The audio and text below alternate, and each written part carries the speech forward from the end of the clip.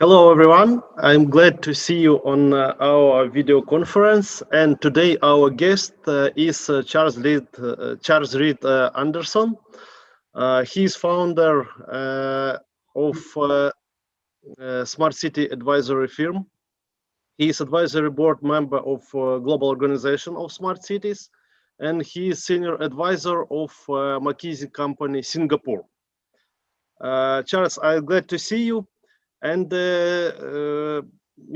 past year, Charles was honored speaker of Kyiv Smart City Forum 2020. And today we will talk about smart city solutions, about current situation in the world, about projects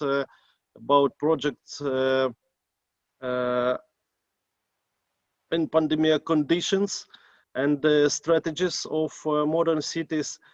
Charles, I'm very glad to see you today. So what is smart cities in 2021? Should we be optimistic? Well, thanks for having me on, first of all. And I would say I'm conditionally optimistic. I think what we have is a lot of the right factors in place to deliver these solutions going forward. I think when you have a time of crisis, what you end up getting is an opportunity to really start driving innovation, because people use those opportunities to focus on new things. They're not afraid to take risks anymore. And I think we're seeing that right now. What also happens during a time of crisis is people feel the need to really transform and try to survive. So people are trying to create safe and secure buildings and cities to get everybody back out, get the economy going again. So what I would always say is I'm conditionally optimistic on this. I think we're going in the right direction. It doesn't mean it's going to be easy. There's going to be a lot of things that need to get done along the way. I still want to see a lot more done by the governments, not just in, maybe creating some new regulations that would drive innovation, easing funding and getting, the markets going and creating more of an innovative environment. But I think I'm definitely more optimistic about smart cities, believe it or not. Since we've had the pandemic, it's actually moved things forward quite quickly. Oh, yeah, thanks. Today, Singapore, which gained independence 50 years ago, leader in smart cities. Yes, and I'm looking for top 100 ranks, of smart city, different ranks, and I see that past 7 years, Singapore has the first place, and 50 years ago it was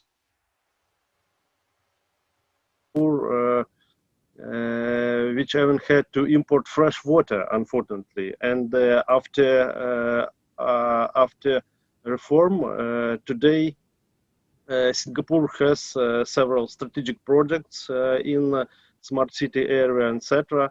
And Singapore, like city state, has 5.8 million citizens, and GDP per citizen more than 100,000. This is biggest figure in the world.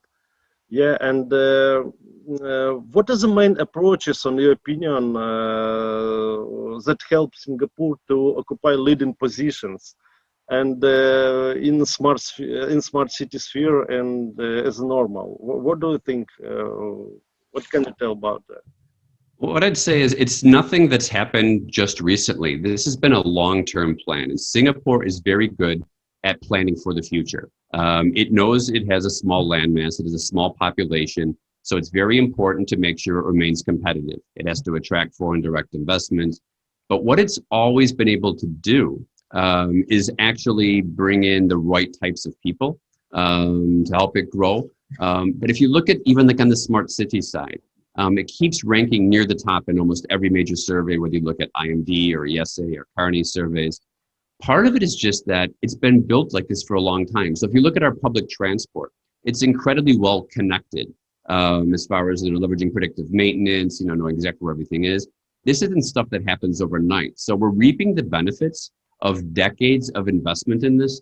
And Singapore has been very good at making sure we have great infrastructure, whether that's, with fiber to the home. I mean, I have 1 gig to the home, but I could have 2 if I wanted. We've got great infrastructure for public transport to get around. and they make it a very attractive city. Now, what they have done recently is they have their Smart Nation initiative, and they really do take this and bring it into the center of the government. And it's not just a few people within the government. You can go to almost any government minister, and they can all talk about the strategies around the Smart Nation strategy. So I think that's very different than you'll see in most countries, where if you go to the top people in government here, they're experts in technology. And it's a little bit freaky at times because they know these things that well.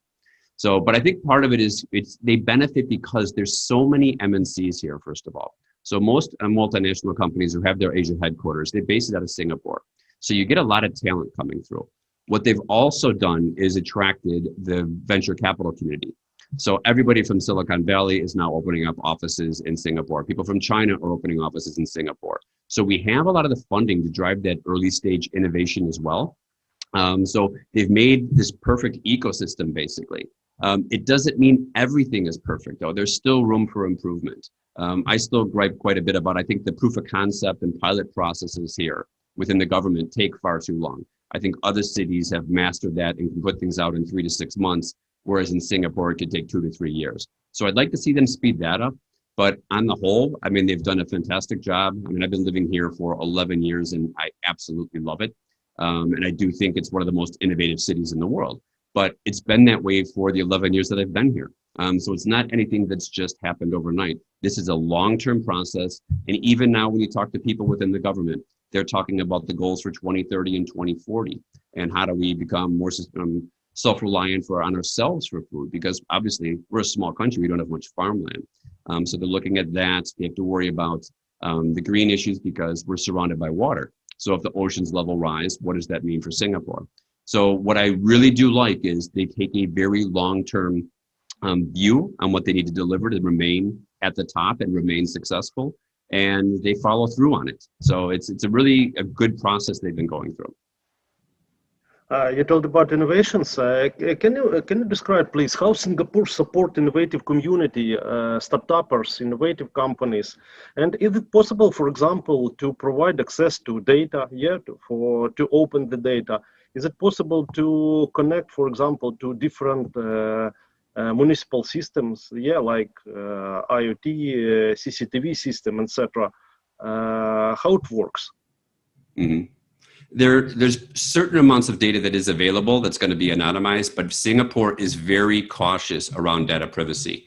And I think they're actually going to be taking the lead globally on this because one of our regulators recently released an AI governance framework. It came out from IMDA. So you can Google that if you ever want to see it, but it helps cities around the world understand how you treat data ethically. So that could be the use of facial recognition, vehicle recognition. How do you hold onto that data? How do you dispose of it in an ethical manner so it gets over a lot of the citizen concerns on it?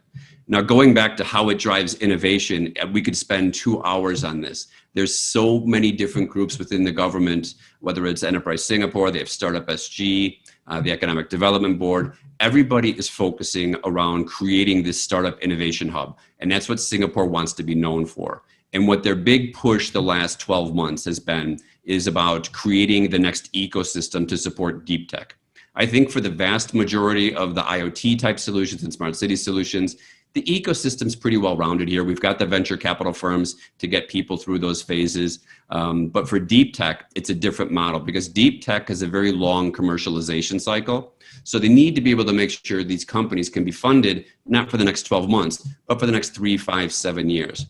And it's not just things like AI. We're talking about space tech. We're looking at quantum. So it's really a lot more complex things. And they try to attract the best people globally in those spaces into Singapore to help foster the community. So they really created one of the most competitive startup environments outside of Silicon Valley that you can find. Because, I mean, last year, or the last I heard, it was about 150 accelerators and incubators in Singapore alone. And that's in a 5 million population. So that's quite a bit. And then pretty much every venture capital firm now has offices here as well. So they've done a great job of creating that community. And this they have done in the last few years, because if you go back 10 years ago, this VC community wasn't here. It's all just come in right now. So it has created a great environment. It's driven a lot of innovation. And you are getting startups coming here to base their headquarters in Singapore, no matter where they are from around the world. Of course, we investigate experience of different cities, and for us, Singapore is like icon, yeah, in driving innovation and building smart infrastructure and implementation of IoT solutions, etc. And I know that you know a lot of different implementation in different cities in all of the world. And you know something about Ukraine, about Kyiv city, for example. Yeah. And which difference do you see between Singapore and Ukraine? And what do you think? Which lessons we can learn from Singapore? Ukrainian cities can learn from Singapore experience. It's very difficult to replicate what Singapore has because it's not something they've just created in the last few years. It's been built up for a longer period of time. But I think there is some things you really need to focus on. One is to make sure that you have an attractive infrastructure, which then attracts foreign companies and foreign startups there as well.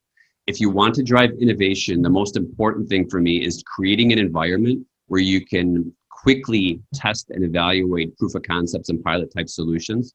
So make it easy on those companies coming in. And I'll be honest, I don't think Singapore is the best at that. I think Taipei is far better at driving that level of quick and efficient innovation evaluation. So I think that you can learn from. What they've done though that really creates it is they've attracted the venture capital community. Because let's face it, if you're a startup, you need money to get you through. If there's money where you're at, those startups tend to stay here and then they can reap the benefits of having the venture capital firms here. So it's having that funding side as well. So you need to create solid companies and engineers. And let's face it, you've got excellent schools, excellent engineers coming out of Ukraine. What you really need to do is just create that next level where it's not just about the technology. How do you get the financing for the startups? How do you make sure they can go out and deliver these solutions and easily deliver them and then publicize them to help them grow? So I think that's what Singapore is excellent at. It's about raising awareness of the solutions and vendors which are operating in Singapore. And they do a great job of helping these startups that are here within Singapore to branch out to other cities around the world. So the government here helps these companies actually get out of Singapore so they can prove they can scale internationally, and that increases their market value. You know, before implementing different solutions in the Kyiv city, we visited a lot of and we investigated the experience of different cities. Yeah, like Barcelona, Amsterdam, Tel Aviv, Seoul, Chinese cities, US cities, etc. From your point of view, which cities? What cities leaders in implementing of smart city solutions in Asia, and maybe not only in Asia, in all of the world? What do you think? It's hard. It's very difficult to say which one's the best because all of them could be good at something different. And the ones I tend to track are a little bit odd. So, I mean, I look at things, one of my favorite cities to track is actually Darwin in Australia, which is in the Northern Territory. It's very small. It's 130,000 people, but they deliver more cutting edge solutions than any other city in Australia because there's less oversight, so they can be fast and nimble. And the guy who runs it, Josh Sattler, has done a great job. And they've implemented high-end, you know, we're talking about facial recognition, vehicle recognition. They've got a lot of mobility schemes in there, shared scooter schemes. And they can just implement them quickly because they're at a relatively small size, so it's easier to implement. I love the innovation that comes out of Taipei. I was briefing a friend who was meeting with their mayor a couple of days ago, and their model for being able to drive proof of concepts is far ahead of anybody else in the world. So over a 2-year period, they ran 175 proof of concepts. They proactively engaged 500 technology vendors and worked with them to give them a platform to test and promote these solutions once they implemented them.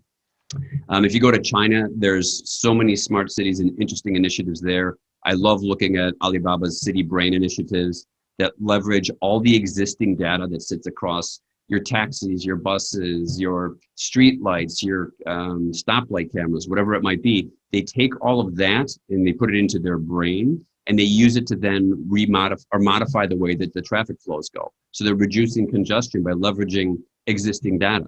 They're just turning that data into actionable intelligence. And then my favorite new initiative right now is actually out of Songdo in Korea. And they've come up with a model that I will be tracking very closely.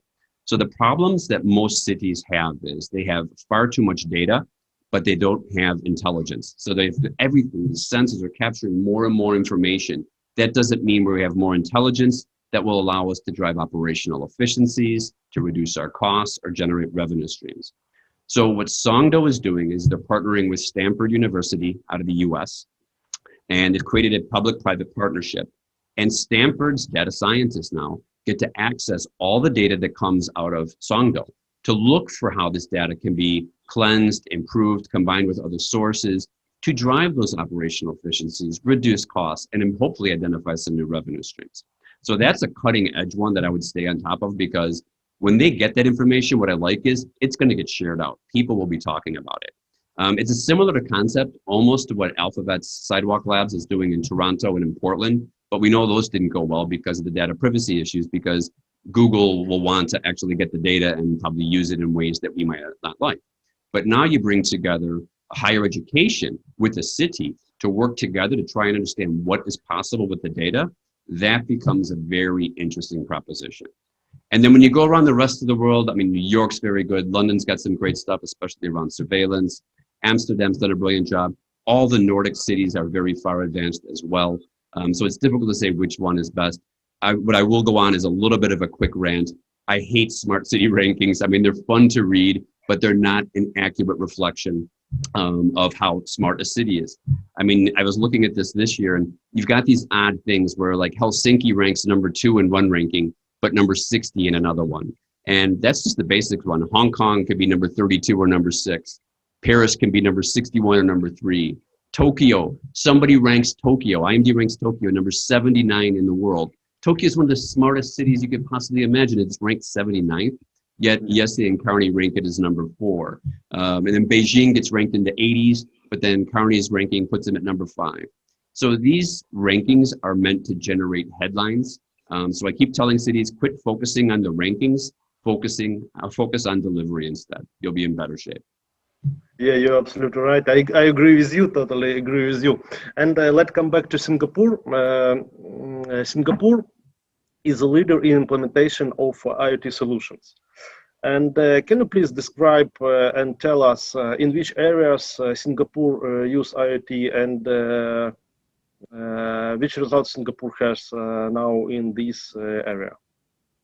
Wow, it's tough to say because, I mean, if you look at Singapore's government, it's going to have almost probably 30 different government agencies, and each of them are using it. Some of the interesting things they are doing, we have an agency here called GovTech, and that's basically the technology arm of the government. And they're creating a sensor platform that they want to connect up a lot of the cities, or a lot of the different agencies and the devices that are out there, because they want to make sure that they have access to the data. They also want to make sure they can secure that data. So that's one of the things they'll do on the sensor side. They have done some other tests around things like smart streetlights, but I wasn't overly impressed with those because they built a streetlight that could do everything, but because it could do everything, it costs too much to actually justify rolling out. So that's a little bit of a challenge. What you're going to see over the next 12 to 24 months is a big push around buildings. And the reason you're going to see that is there's going to be a lot more focus now and regulations coming out around sustainability and green building initiatives. And when that happens, it'll create a whole new ecosystem. So there's some fun things that have been going on. Like for one is, I mean, Singapore owns a lot of buildings and they just released a tender to have somebody who can manage all the lifts or elevators in their public buildings, in the Housing Development Board buildings. That's the public housing. And this has created, like these companies went out and had to create a solution that could work across the 20 or 30 different vendors that actually provide the lifts. So they're really getting on the forefront of that. And even the companies that didn't win on those tenders, they've built out solutions they can now take around to the rest of the world. So I think you're seeing a lot on that. Going forward, like I said, I want to see more stuff coming out around sustainability. There should be some new regulations and official strategies around it over the next 6 to 12 months. But I think Singapore was a little bit lax in setting those up front. Places like Australia have been much farther ahead. So I think that's going to be the exciting one to watch, but literally everything gets connected here. I mean, if you look at all of the public transport's very well connected already. What we just want to see is a little bit more on the green side, and a little bit more focus on that going forward. Yeah, and I see that now IT is a critical infrastructure, and that's why we should have regulations. Unfortunately, in Ukraine, we have not any regulations, and of course, this is problem for us in future. And do you have in Singapore regulation in access to the data? Yeah, for transferring for the data, for cybersecurity, etc. So anything around data and cybersecurity is a very touchy subject because every city gets very nervous about it. You don't want to have a data breach. I mean, a few years back here, we had our medical healthcare records breached, including the prime minister's was accessed as well. So they're very concerned about letting too much information to be publicly available right now. So that's why you get a number of different agencies working on this to make sure that any data that they put out is anonymized and it's secure, because you don't want to have a massive data breach here. It just ruins the trust within the government. So they'll be very cautious about it, and I agree with that approach. But what I do want to see is more regulations in Singapore around what is this ethical use of AI. What can you do with personal data that you capture, whether it's facial or whatever else? I'd like to see more official regulations. This isn't a Singapore problem, this is a global problem because governments have not been at the forefront of this. So the problem is we have technologies now that can capture data, but we don't have regulations about what you can and cannot do with that data. So people are doing things right now and they get burned by the public, but not by the government. So I think during this lockdown period that we've had, a lot of governments around the region are starting to come up with more official policies about what is acceptable and ethical use of data collected. And I think we need that to really drive innovation. So again, it's another area, I can't believe I'm saying this, we need more regulation and that will drive innovation. And for next question, which technologies will be the biggest drivers in the nearest 2 years? What do you think? So I think what you're going to see right now is everybody's just doing this massive push to get in technology to create a safe office space, or a safe office environment, or a safe building environment. So they're getting thermal sensors coming in, they're using visual analytics for social distancing. What they're going to do is create more platforms that don't talk to each other. They're going to create more data, and they're not going to have more intelligence. So what I'm banking on is this next wave of platforms where people come in and clean up data that's just sitting there in silos right now and create it into a single version of the truth and an overlaying platform that you can access. Now, this is important in the building spaces, and that's probably the most advanced area. The idea is, think about a typical building. It's going to have maybe 12, 13 different building management systems. Then you're going to stick in robotic cleaners. You're going to stick in thermal sensors. That's more and more platforms that are out there. What you're going to get is people who will come in and take all that data that sits there right now in multiple platforms, put it into one, and it's very easy then to turn that into a way to save money, especially around energy usage by looking at HVAC and lighting. You can do predictive maintenance, which will allow you to increase the useful life. And it goes across all the platforms. So it's really going to clean it up. Now on that, this market already took off in the UK probably 5-7 years ago. There was a company called Demand Logic that did it out there. It's just starting to take off in Asia now. There's one company called eQuota out of China that's doing quite well in this. There's another one here in Singapore called Evercom that's doing very well. They've got over 100 clients on this. This is the land grab going forward. Now the startups are doing it right now, but you're starting to see the big vendors come in as well. So Bosch, when the COVID hit, they repurposed their entire solution portfolio to basically create your COVID solution for a building or for a city. And they're starting to look at aggregating all these different platforms together as well. What you've also got is companies like Hitachi creating a more holistic approach where they pull in every different type of platform that a city manages. So not a building, think about the whole city and create a single management platform. And then there's this one interesting one coming out of Australia, which I'm going to track, which is more of the opportunistic approach. So to sort the problem out for buildings, Telstra, which is the largest mobile operator there, has partnered with Microsoft. Now, this is an interesting one because they're going to create digital twins of buildings. Now, the idea is you can do that same thing. You can basically help reduce the energy costs. It's quite simple to do because the data exists. It's a pure software as a service play. There's no new sensors. You leverage existing data and turn it into intelligence. And the real estate and city industry, they don't really have a real estate problem. They have a data problem, and Microsoft is good at data. So Microsoft partnering with Telstra could really go after that market. That means I also expect AWS and Google to go active that same market as well, because the industry, we don't have industry problems. We have data problems. Let's leave it to the data experts to clean it up. Yeah. What has been the pandemic impact on smart city strategies?